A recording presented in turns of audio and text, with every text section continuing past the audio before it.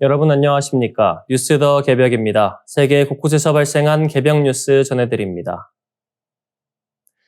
거미처럼 걸으며 하루 만에 집을 짓는 샬롯이라는 로봇이 등장했습니다. 호주의 스타트업 크레스트 로보틱스와 어스빌트 테크놀로지가 공동 개발한 이 로봇은 3D 프린팅 기술로 단 24시간 만에 약 60평 규모의 주택을 완성할 수 있습니다. 샬롯은 6개의 다리를 가진 거미형 디자인으로 다리를 이용해 스스로 높이를 조절하며 이동하면서 벽을 쌓아 올립니다. 비계나 고정된 장비 없이도 작업이 가능하며 100명의 숙련된 벽돌공이 동시에 일하는 속도와 맞먹습니다. 이 로봇은 모래, 흙, 부서진 벽돌, 재활용 유리 등 주변에서 구할 수 있는 재료를 압축해 층층이 구조물을 쌓습니다. 어스빌트의 압축형 3D 프린팅 시스템 덕분에 원자재를 직접 벽체로 변환하며 어스베깅 공법처럼 단단하고 방화 방수 성능이 뛰어납니다. 현지 재료를 사용하기 때문에 탄소 배출량도 기존 건축 방식보다 훨씬 적습니다.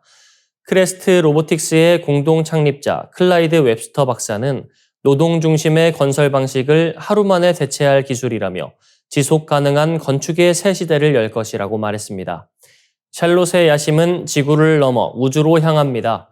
가볍고 접히는 구조 덕분에 우주선에 실어 달로 보낼 수 있고 거친 달 표면에서도 안정적으로 이동할 수 있습니다. 실제로 국제우주항공학술대회에서 공개된 시연 영상에서는 달의 토양을 활용해 도명 대피소를 짓는 모습을 확인할 수 있었습니다. 나사와 미국 기업 아이콘도 달 기지 건설을 위한 3D 프린팅 기술을 개발 중입니다.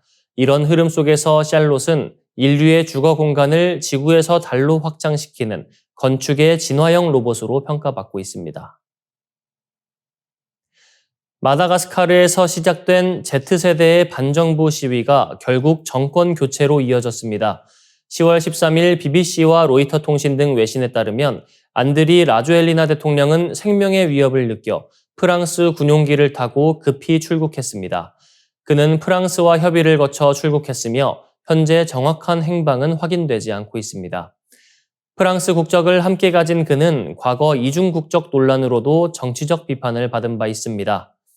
시위의 불씨는 일상의 고통에서 시작됐습니다. 잦은 정전과 단수, 치솟는 물가, 그리고 오랜 부패에 대한 분노가 폭발한 것입니다. 9월 25일 수도 안타나나리보를 비롯한 전국 주요 도시에서 청년층이 중심이 된 시위가 촉발됐고 SNS를 통해 확산되며 불길처럼 번졌습니다. 정부는 내각 해임과 대책 약속으로 사태 진정을 시도했으나 Z세대의 분노는 이미 체제 자체로 향해 있었습니다. 유엔은 시위 과정에서 최소 22명이 숨지고 100여 명이 부상했다고 발표했습니다. 결정적인 전환점은 10월 11일 육군 행정기술장교로 구성된 캡사트 부대가 발포 명령을 거부하겠다며 시위대에 합류하면서부터였습니다. 2009년 이 부대는 당시 젊은 정치인 라조엘리나를 지지해 정권을 뒤집었던 바로 그 세력이었습니다. 이번에는 그 세력이 그를 향해 총구를 돌린 것입니다. 라조엘리나는 쿠데타 시도가 진행 중이라고 주장하며 프랑스로 도피했지만 이내 의회는 그를 탄핵했습니다. 마다가스카르 의회는 163석 중 130표의 압도적 찬성으로 탄핵안을 통과시켰습니다. 19일 만에 이루어진 정권 붕괴였습니다. 캡사트 부대의 마이클 랜드리안이리나 대령은 우리가 권력을 잡았다고 선언하며 의회를 제외한 모든 국가기관 해산을 발표했습니다. 군부는 향후 2년간 입법, 행정, 사법을 통합한 임시 통치체제를 구성하고 새 헌법 제정을 위한 국민투표를 예고했습니다. 마다가스카르는 세계 최대의 바닐라 생산국이지만 인구의 80%가 하루 $2 이하로 살아가는 극빈국입니다. 1960년 프랑스로부터 독립한 뒤에도 정치 불안이 끊이지 않았고 2025년 현재 1인당 GDP는 $595에 불과합니다. 기후이변과 식량난, 말라리아 확산까지 겹치며 사회 불만은 폭발 직전이었습니다. 청년들은 정부는 부패했고 미래를 빼앗았다고 외쳤습니다. 일부 시위대는 일본 만화 원피스의 해적 깃발을 흔들며 네팔 시위에서 영감을 받았다고 말했습니다. 국제사회는 이번 사태를 Z세대 주도의 제2의 혁명으로 보고 있습니다. 네팔에 이어 두 번째로 정권이 청년 세대의 거리 시위로 무너진 사례이기 때문입니다. BBC는 디지털 네이티브 세대가 부패한 체제를 직접 심판한 역사적인 순간이라고 평가했습니다. 불과 1년 전만 해도 조롱 섞인 반응을 받았던 샘 올트먼 오픈 AI CEO의 7조 달러 프로젝트가 점점 구체적인 형태를 띠고 있습니다. 올트먼은 지난해 AI 시대를 뒷받침하려면 5조에서 7조 달러가 필요하다고 선언했지만 그때만 해도 허황된 공상처럼 들렸습니다. 당시 7조 달러는 애플과 마이크로소프트의 시가총액을 합친 것보다 컸기 때문입니다. 하지만 1년이 지난 지금 그 숫자는 점점 현실에 가까워지고 있습니다. 오픈 AI는 최근 엔비디아, AMD, 브로드컴, 오라클, 소프트뱅크 등과 잇따라 수백억에서 수천억 달러 규모의 계약을 체결하며 거대한 AI 인프라 생태계를 구축하고 있습니다. 10월 13일 오픈 AI는 브로드컴과 손잡고 10기가와트 규모 AI 가속기에 들어갈 반도체를 공동 설계 생산하기로 합의했습니다. 1기가와트 데이터 센터 건설비가 300억에서 500억 달러로 추산되는 만큼 이번 계약의 규모는 5천억 달러에 이를 것으로 보입니다. 이는 단일 기업이 추진하는 기술 인프라 프로젝트 중 가장 거대한 수준입니다. 오픈 AI가 설계한 AI 가속기는 브로드컴의 네트워킹 솔루션과 결합돼 내년 하반기부터 전 세계 데이터 센터에 배치됩니다.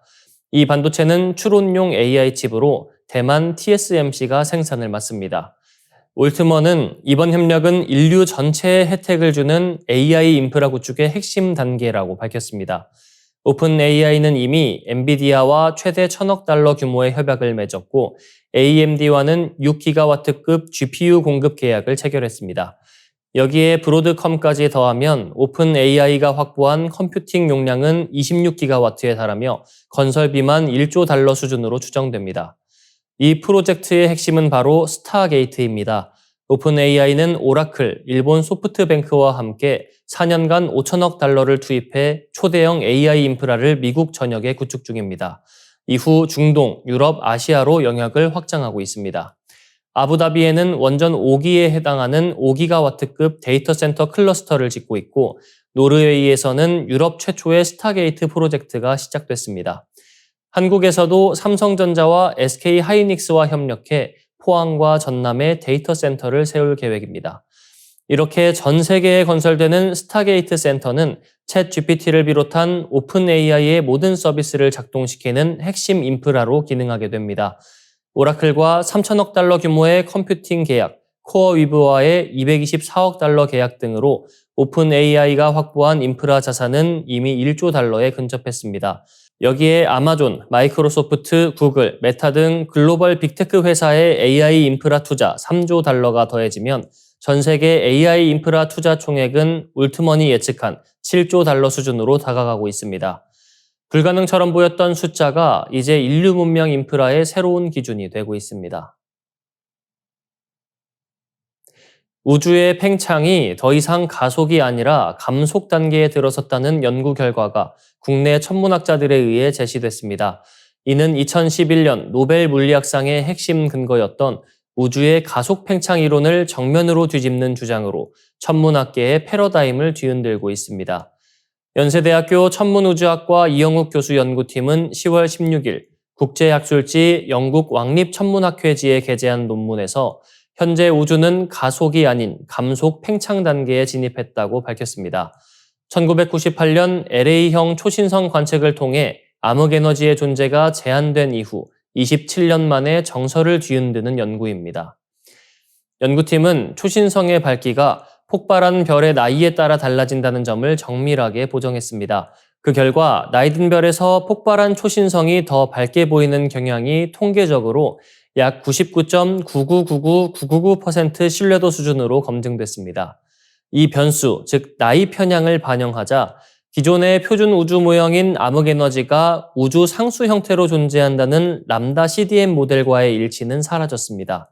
대신 최근 DESI 프로젝트가 제안한 시간에 따라 약화하는 암흑에너지 모델과 훨씬 더 잘 부합했습니다. 즉 우주를 팽창시키는 암흑에너지는 일정한 세기를 유지하는 우주 상수가 아니라 시간이 지날수록 힘을 잃고 약해지는 성질을 보인다는 것입니다. 이 변화는 초신성 자료뿐 아니라 바리온 음향 진동과 우주 배경 복사 데이터와도 정합성을 보였습니다. 연구팀은 약 300개의 초신성이 속한 은하를 분석해 이런 결론을 얻었습니다. 그 결과 기존의 표준 우주 모형이 맞을 가능성은 사실상 거의 없다고 볼 만큼 통계적으로 매우 확실했습니다.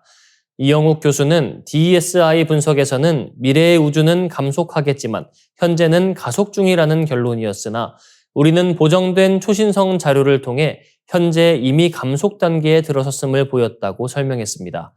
이어 이 결과는 바리온 음양진동 단독 분석이나 우주 배경 복사와 결합한 결과와도 일치한다며 암흑에너지의 성격과 우주의 팽창사를 다시 써야 할 가능성을 제시한다고 밝혔습니다.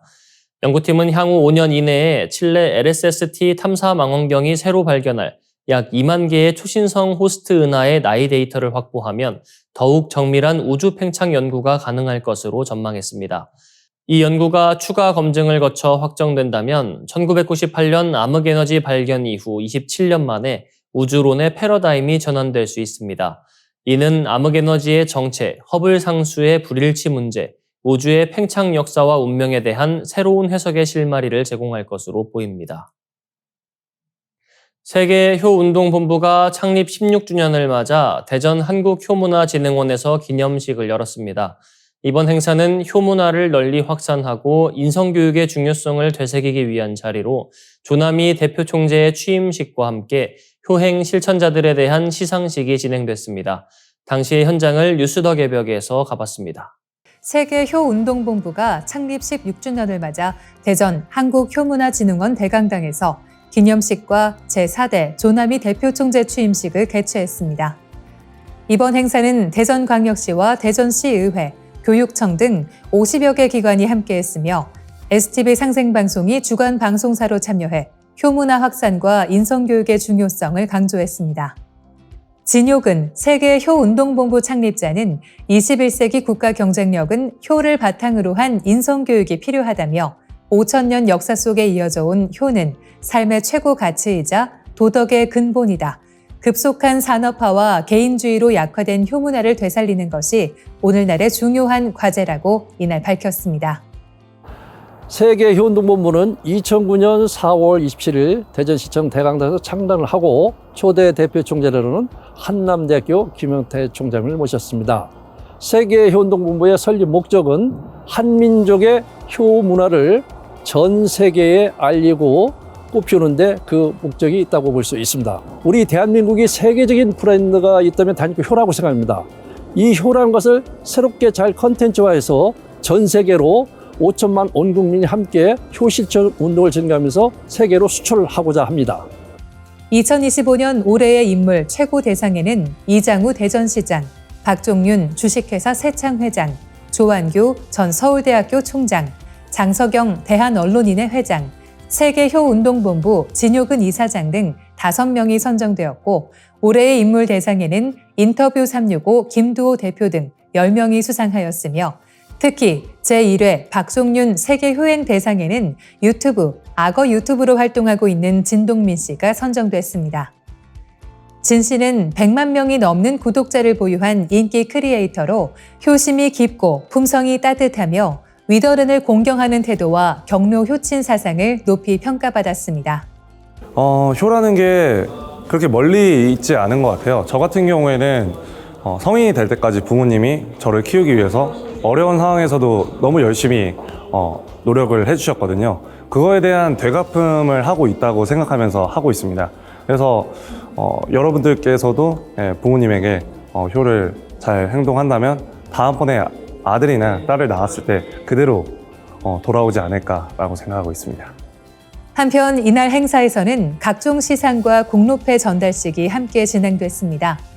이어 조남희 제4대 총재 취임식이 열렸습니다. 조남희 총재는 부모님을 잘 섬기는 효는 부모와 자식 간을 넘어 사회 전반에서 계승해야 할 중요한 덕목이라며 참된 효란 우리에게 생명을 주신 부모님을 행위가 아닌 존재로서 공경하고 존중하는 것이라고 강조했습니다. 4월 14일 날 저를 낳아주신 친정아버지가 돌아가셨습니다. 진즉 효도를 많이 할 걸 하면서 후회하면서 제가 얼마나 불효녀였는지 뼈저리게 느끼면서 저처럼 그렇게 후회하지 말고 부모님 살아계실 때 정말 효도해라. 지극히 애달 보고 가슴 아픈 일이 발생을 한다. 제 경험을 바탕으로 살아계신 부모님, 저희들에게 생명 주신 부모님이 건강하실 때, 살아계실 때 대한민국 전 세계에 효도 운동을 펼쳐보도록 하겠습니다. 행사는 창립 16주년을 기념하는 축하 메시지와 첼로 연주, 신앙송과 축하 공연으로 마무리됐습니다. 효의 가치를 다시 일깨운 이번 행사는 빠르게 변하는 시대 속에서도 변함없는 사랑과 존경의 마음이 우리 사회를 지탱하는 힘임을 보여줬습니다. 참석자들은 효의 본고장 대전에서 시작된 효 실천이 전국을 넘어 전 세계로 확산되길 바란다며 인간성 회복 운동으로 새 시대를 열자는 뜻을 함께하며 성황리에 종료되었습니다. 이상으로 뉴스 더 개병 마치겠습니다. 시청해주셔서 고맙습니다.